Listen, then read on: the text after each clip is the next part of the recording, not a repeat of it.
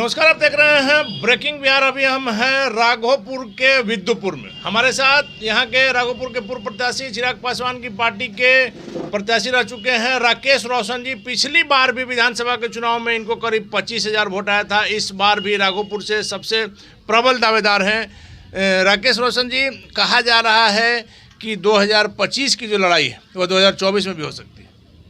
अब ये आम चर्चा का विषय बना हुआ है पूरे देश में कि बिहार में हो सकता है कि मुख्यमंत्री इस्तीफा देकर वन नेशन वन इलेक्शन के करीब में उसका स्टार्टिंग यहीं से हो जाए। मुख्यमंत्री लोग आम चर्चा का विषय तो नज़र आ रहा है और नेताओं में भी ये चर्चा का विषय है कि वन नेशन वन इलेक्शन पे बिहार की जो सरकार है वो अग्रसर की भूमिका निभा सकती है। अभी जो आप लोग 16 तारीख का जो प्रोग्राम कर रहे हैं इसके बारे में क्या तैयारी? 16 तारीख का प्रोग्राम हम लोग का एक संकल्प यात्रा निकला था पूरे बिहार में जो संकल्प यात्रा निकला था उसका समापन हाजीपुर में महासंकल्प यात्रा के रूप में यहाँ समापन होने जा रहा है। शक्ति प्रदर्शन कह सकते हैं आप।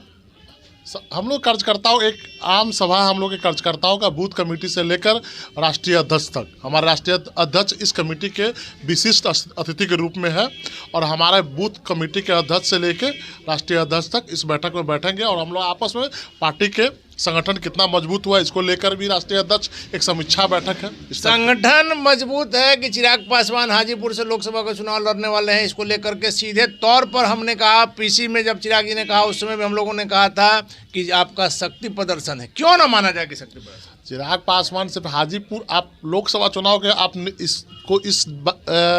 इस यात्रा का जो महासंकल्प यात्रा है इसको लेकर मत जाइए। चिराग पासवान जी आज बिहार के सबसे उभरते हुए सितारे हैं। बिहार विधायक नहीं है, सबसे उभरते हुए सितारे हैं। जगमोहन रेड्डी आंध्रा में जब पैदल यात्रा किए तो उनके पास भी विधायक नहीं था और वो जब जीत गया तो 183 विधायक के समर्थन के साथ है। बिहार भी वही दोहराने जा रहा है। चिराग पासवान जी का जो समर्थन आम जनता के जो दिल में बस चुका है चिराग पासवान जी, जो बिहार के सभी मुद्दों पे, चाहे वो सुशासन का मुद्दा हो, चाहे शराबबंदी का मुद्दा हो या विकास का मुद्दा हो, आज चिराग पासवान जिस तरह से प्रखर रूप से जनता के बीच में अपने एजेंडा को रखते हैं, आज तक बिहार की राजनीति में विजन और एजेंडा। राकेश रोशन जी, लगातार अपनी खबरों में हम दिखाते हैं कि जहां कोई नहीं पहुंचता है वहां आपकी पार्टी चिराग पासवान पहुंचते हैं, उनके नेता पहुंचते हैं पीड़ितों के आंसू पोंछने के लिए। लेकिन अभी जो स्थिति बन गई बिहार में, मुख्यमंत्री नीतीश कुमार की वापसी तय है। वैसे में आप लोग की सारी राजनीति मुख्यमंत्री नीतीश कुमार के नीतियों के खिलाफ है, फिर क्या करेंगे चिराग पास हमारी पार्टी एक विजन और एजेंडे के साथ चल रही है।